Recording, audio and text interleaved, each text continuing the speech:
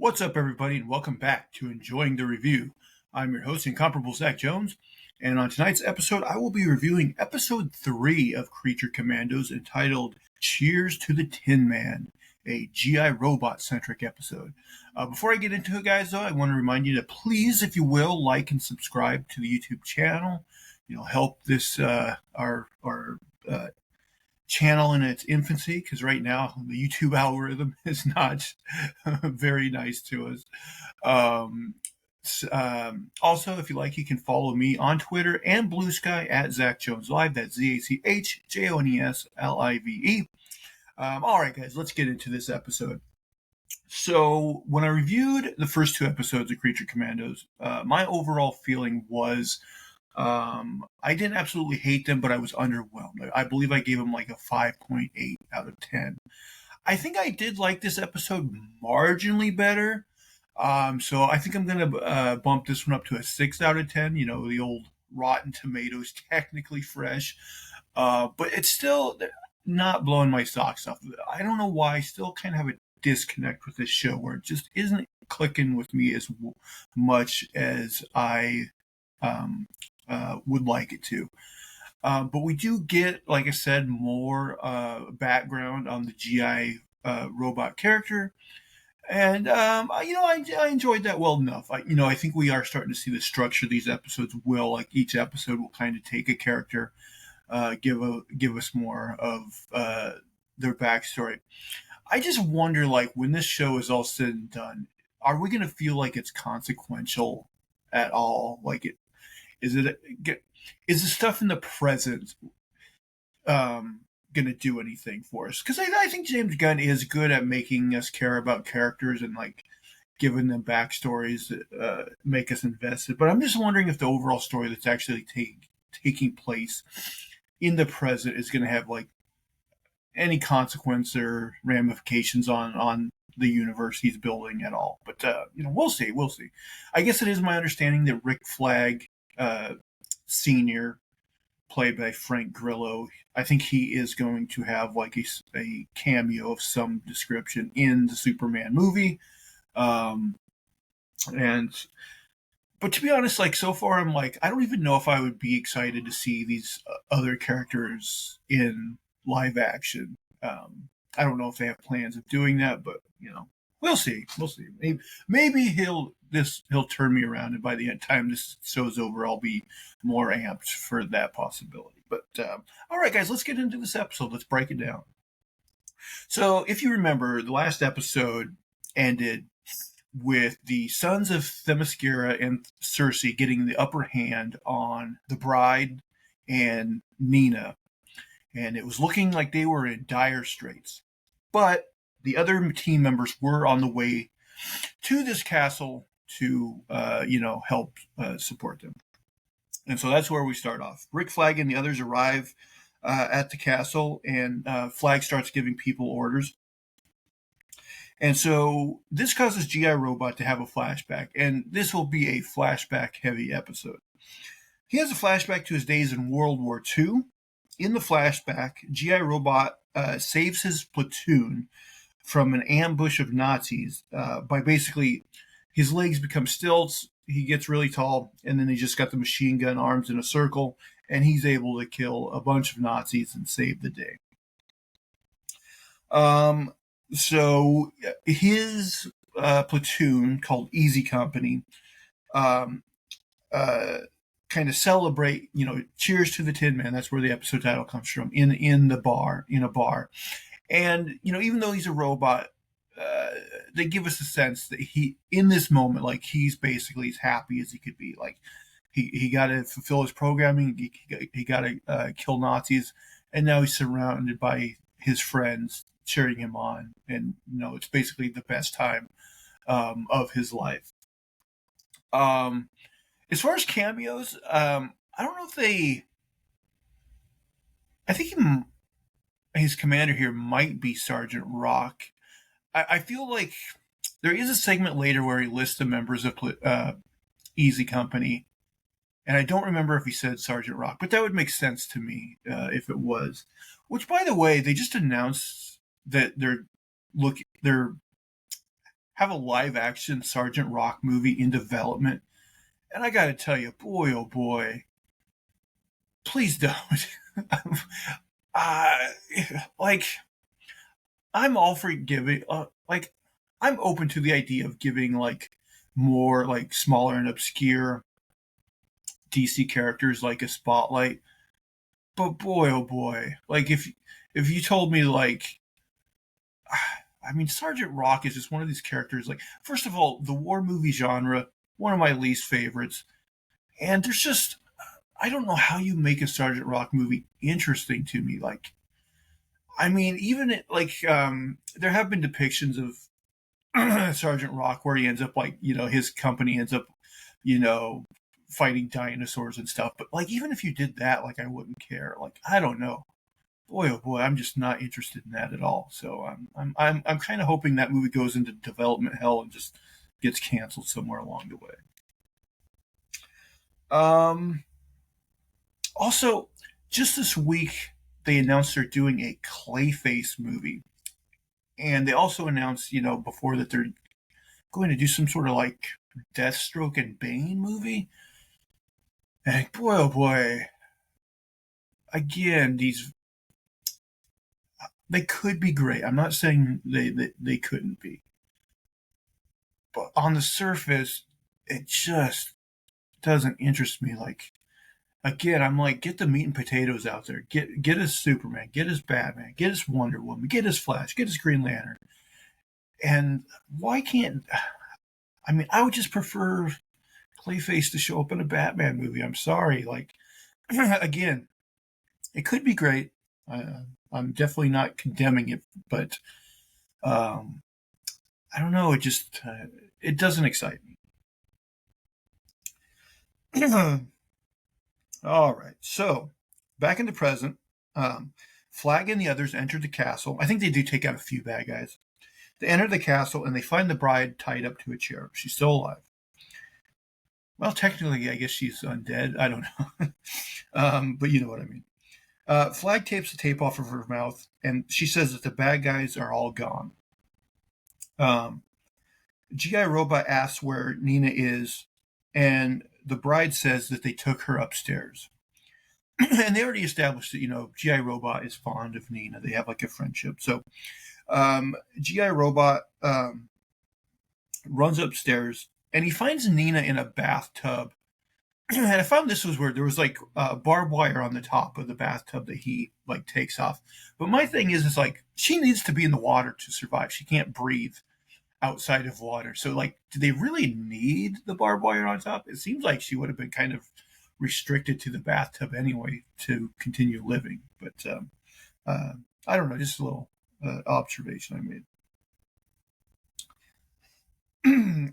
And so G.I. Robot, I think she tells her, like, she's got a backup helmet, but it's at the other castle, the princess's castle. So she's got to stay in the water. And G.I. Robot's like, that's no problem because he's, super strong. So he just picks up the whole bathtub and carries her in it. So Flag has a realization that while they're distracted at this castle, Cersei and the bad guys are probably mounting an attack on the princess and her castle. So, like, he wants to hurry up and get in the transport and get back over there. Also, G.I. Robot puts Nina in the bathtub inside the transport as well. But while in the transport back to the castle, G.I. Robot has yet another flashback. So in this flashback, this is sometime after the war. Actually, they'll mention it's about, I guess, 20 years after the war. G.I. Robot is invited on a television show, like kind of like a late night talk show or something along those lines.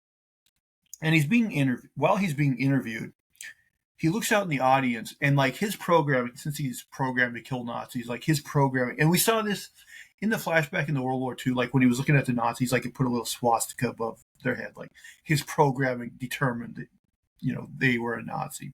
Well, he looks out in the audience here, and he gets, like, question marks. So, like his programming, for whatever reason, is, like, thinking that some of these people might be Nazis.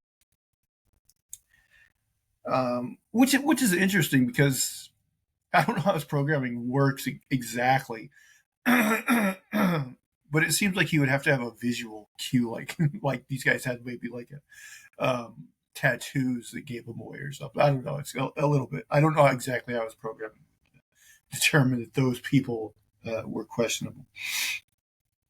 Um, so GI Robot starts to make everybody in the audience uncomfortable because he keeps talking about, you know, how he suspects that some of them might be Nazis, and like how he'll do away with Nazis like quickly, and all of this stuff. So like he's making everybody on edge basically. So the army ends up giving GI Robot to Dr. Will Magnus to study. So anyone who's not familiar with DC Comics, Will Magnus is a scientist famous for creating these characters called the Metal Men, who are all like AI robots, built out of different types of medical or metal. So you got like the Tin Man, Mercury, I think lead. There's a female robot. I think she's platinum. I'm probably forgetting some, but and I don't know if they're seeding the idea that we could see like a Metalman program of some sort in the future. Again, my preference would be not. Those are characters that I think are D-list characters for a reason. I've never really cared that much about them. Again, not saying in the right hand somebody couldn't do something interesting with the Metalmen. But on the surface, again, characters that don't really appeal much to me.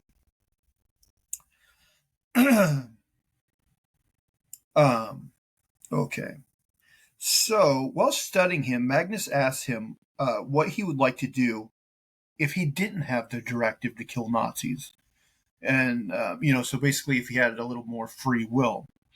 And G.I. Robot says he would like to be reunited with the boys from Easy Company. So again, he does seem to have, however his programming works, he does seem to he's able to form attachment in some way or another, because he definitely has an attachment to Easy Company. In the present day, he has an attachment to Nina. So, he's got interesting quirks with his programming.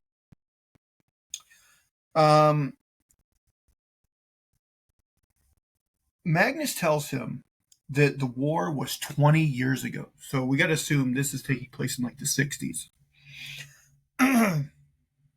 The Princess's Guard, so we're back in the present. Again, like I said, this episode's good. It goes back and forth a lot with the flashbacks to present.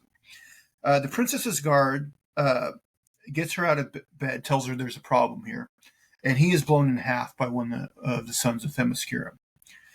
So the princess, runs away, but she ends up getting caught by one of these bad guys. And I don't know if this was really necessary, but this guard basically,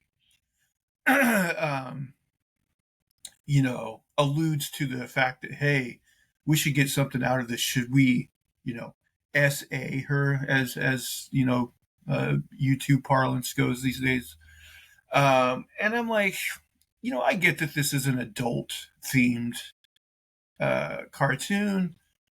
I don't know if that line was really necessary, but there it is. But she's able to scratch this guy in the face and kind of run away. They chase her, and she ends up locking herself inside of a room. And so now we got this time element because they're banging on the door, and we figure it's just a matter of time before they break in. Little tension, So the commandos arrive on the scene, and they start fighting with the sons of Themyscira. One of the guards gives Nina her extra helmet, and at that point, G.I. Robot is nearby, and he has yet another flashback. So in this flashback, I don't know exactly when this flashback takes place, but it seems that G.I. Robot has been turned off for many years, probably at least several decades. At least that's the impression I get. and he's purchased by this military memorabilia collector named Sam Fitzgibbon, um, who I believe is voiced by Michael Rooker. And so this guy takes G.I. Robot to his home, and he turns him on. And, this guy seems just like a lonely, but kind of, he seems like a cheery, kind of nice, sweet guy, and he has a bunch of cats. And so G.I. Robot starts living with him, and the cats, will get on top of him and stuff. And he seems, we get the sense that G.I. Robot is relatively happy living with this guy, But then, of course, there's a turn. So Sam, he ends up taking G.I. Robot to this place, and he's like, you're going to love these guys. They're just a bunch of like-minded guys that want to make the country better. And so, anyone with any media literacy whatsoever can tell where this is going. He's going to bring him to a white supremacist meeting. And that's, of course, exactly what he does. So, back in the present day, Flag tells G.I. Robot, he wants to get G.I. in the game. So he tells G.I. Robot that these sons of Themyscira are Nazis. So this, of course, sets him off. So now we get a montage, basically, that's going to flash back from past to present. And we see him kill, all the Nazis in the past in that white supremacist meeting, as well as the sons of Themyscira in present day. And, a lot of gore here, guys' heads being exploded and all this kind of stuff. We also see at some point he got an upgrade. I don't know if this was a Will Magnus upgrade or what, but he can actually now, instead of growing tall and stilts, his upper body detaches and is able to fly up, like a drone or something.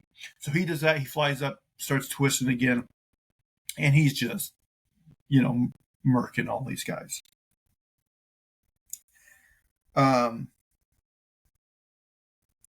So we also see in a flashback,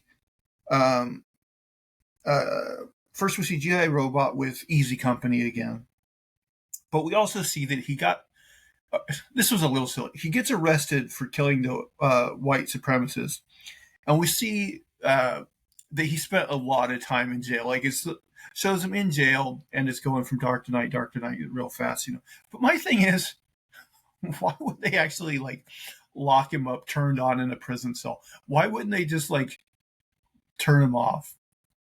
I mean, that would be the smart thing to do, would just be to switch his power off and put him in a bunker somewhere. They didn't have to actually put him, leave him turned on and put him in a prison cell. And also, is that even punishment for a robot? I don't feel like he would even really care,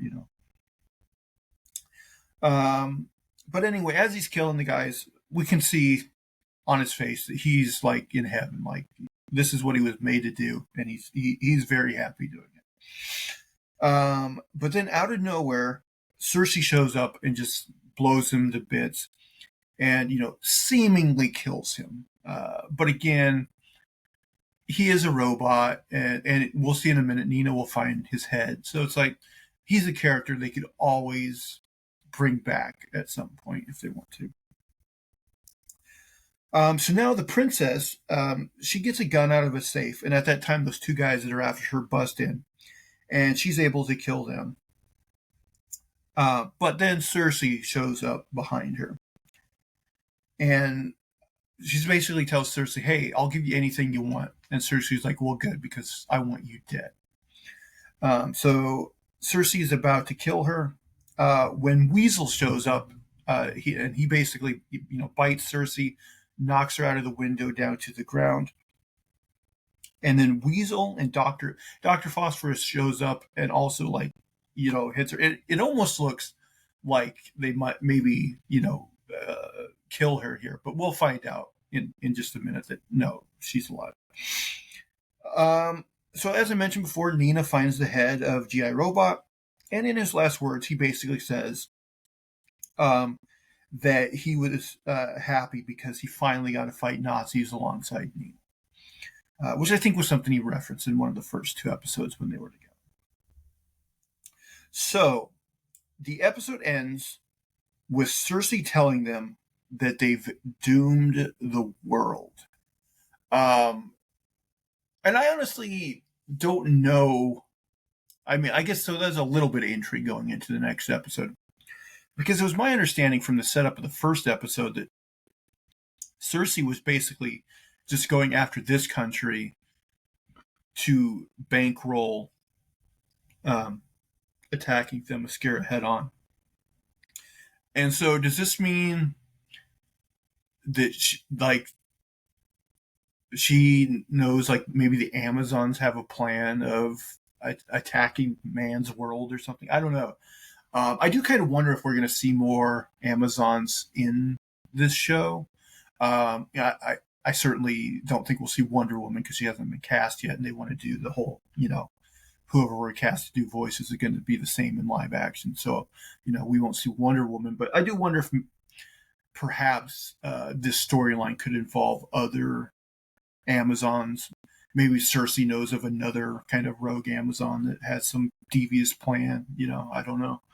Um, I guess we'll have to wait and see. So yeah, this episode again didn't knock my socks off, but I thought the GI robot stuff was solid. But then it's like, and listen, I do kind of suspect he'll be brought back online in the future. Otherwise, I don't know if like. I mean, I guess they don't have to. It'd be fine if they left him dead. Um, but again, it's like I just think it was only okay. Maybe you guys think higher of it, but there was nothing in this episode that blew my socks off. I was just like, okay, we got more him, and then it was done. So fingers crossed for this show. I would be surprised if it really gets me into it by the end, but we'll see. Like I don't want to totally, uh, you know, uh, shut myself off to the possibility of it winning me over. But I think that'll do it for today's show, guys. So, like I said, if you will, please subscribe to the YouTube channel. Please, if you can also subscribe in audio form on your podcast catcher choice, and leave thumbs up, positive reviews, all that good stuff. Like I said earlier, if you like, you can follow me on Twitter or Blue Sky at Zach Jones Live, ZachJonesLive. But guys, until next time, I hope you're enjoying the review. Bye, guys.